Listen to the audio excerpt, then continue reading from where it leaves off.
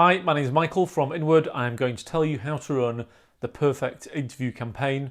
That perfect interview campaign is based on 21 years experience, loads of recommendations on LinkedIn. I've worked on loads of sales vacancies in the software market, probably more than 2,000. You can use Inward Revenue. I would like it if you did. That's really the purpose of the video, to show our process and to showcase it. However, you could just follow this process and you would be well on your way to having the perfect recruitment process. The first part is creating a good brief. Now, no companies do set aside time to do this, but they rarely do it right. They rarely think about actually what's important to them and actually what good looks like. And have you sat down with the best performers in your team and said, what do you do on a daily basis? What do you say to the prospects? How do you open your sales campaigns? And how do you close your sales campaigns? That will not be talking about product. It will not be the same way as your competitors do it. And I think it's very easy to look at the paper match, your competitors, and say, well, let's hire them because they're doing it for our competitors. That rarely works. If a candidate is leaving the competitor to join you, 9 times out of 10, it's because they're not happy where they are. And very often that is because they're not performing. So I'm saying hire for skill, not experience, but you've got to work out what the skills are and you've got to be realistic about what your budget buys. One of my clients is a very stoic Yorkshireman, and he says, Mike, some of the clients have got champagne taste and lemonade money. I can tell you now, lots and lots and lots of people hiring out there have got champagne taste and lemonade money. There's a Venn diagram on the screen. I use this a lot when I sit down with clients to talk about their needs and requirements. Broadly speaking, if you want the shaded area of the 3, it's going to cost you more than the shaded area of the 2. The other thing is then is think about your candidate pipeline. So when you've got your brief ready, you need to think about who you're going to target. When we sit down with clients, we say really you need to have a prospect cohort of candidates of at least 250. This, I'm going to talk you through the numbers. We've used this, run it well over 200 times. These are the stats that count. You need to build a cohort of 250 prospect candidates. Shorten that a little bit to around 150. There are all sorts of reasons that you would do that. Outreach, you're only actually going to get through to about 100 of them. 50 of your outreaches just won't work. They won't accept in-mails. They don't read in-mails. They don't read emails. Whatever it might be, you're going to lose a third. Out of that 100, a reply rate of 20 is about right. It's good. And out of that reply rate of 20, I would hope that you can get 2 interviews. You'll discount 18. A lot of them won't be looking for a job. They'll pleasantly reply. Some of the ones that say they are looking for a job, there'll be just something awry when you properly get under the skin. And actually there'll be a few people in there just kicking tires, not looking for a job, but actually just trying to get a pay rise out of the current employer. A lot of it though is about your outreach quality. Bland LinkedIn emails do not work. You think about the ones that you get in your inbox, you don't reply to them. You don't reply to them. So why would somebody, senior salesperson earning 150, 250,000 pounds a year, reply to a bland email from a 24-year-old recruiter? They won't. It doesn't work. The whole I'm hiring thing, all you're going to get is people that troll LinkedIn. Advertising is a waste of time. I have done it quite a few times in 21 years. I don't do it anymore. You need high quality media selling your company. So imagine if you could pitch your business like I am pitching this to you now. How would that change the reply rate that you got? Massively. Our reply rate is huge and the quality of it is excellent, but you can copy it. You can do this.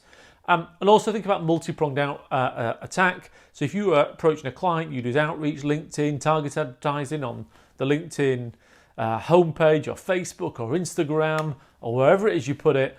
You'd use emails, you'd use calls. This is a sales campaign after all. From a speed perspective, you've got to be quicker than your competitors, I think. I think you should brief a recruiter or your internal team, or whoever it is, set a date 2 weeks from now when you're going to start interviewing candidates. And then after that, everything takes a week. If you don't move that quickly, if you drag your heels, somebody else just snatched the candidate off the market and you'll just be end up with the person that could hang around. First interviews, do's. Interview the candidate against your needs. I'm going to talk to you a little bit more about that in a mo. You've got to let the candidate know what you want to know and why. Too often, the interviewers and interviewees are too guarded. What the interviewer that's you. What you want to find out is, if I put you in a seat at my company, would it work? And you need to ask the questions that are going to give you the answer. You've got to be honest. You've got to be clear. You've got to have one brief that you will interview against, and I will come back to that. You've got to be willing to be closed, and you've got to close. If you're interviewing for sales positions and they don't close, you don't hire them. The things you shouldn't do: don't compare candidates. I'll cover that again in a minute. Don't lie. If you lie about the fact that somebody got fired and you're replacing them, candidate will find out when they get there. Full stop. If you lie about the fact that all your salespeople are over target and actually none of them are anywhere near, the candidate will find out when they get there. They'll just leave.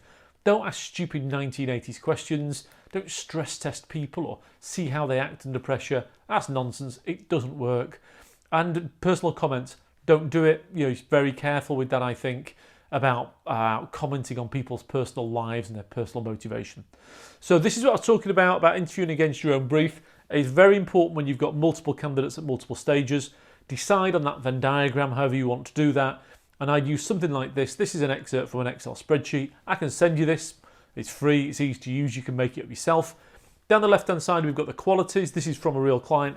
Down the left-hand side, we've got the qualities. Candidates along the top. It's weighted so we can work out the scores. You've got first, second, third interviews, and you've got totals. If you follow that process and everybody interviews against that, you'll make more better decisions based on fact. First interview against your requirement. Don't compare candidates. No stupid questions. Think about whether they're excited to meet you.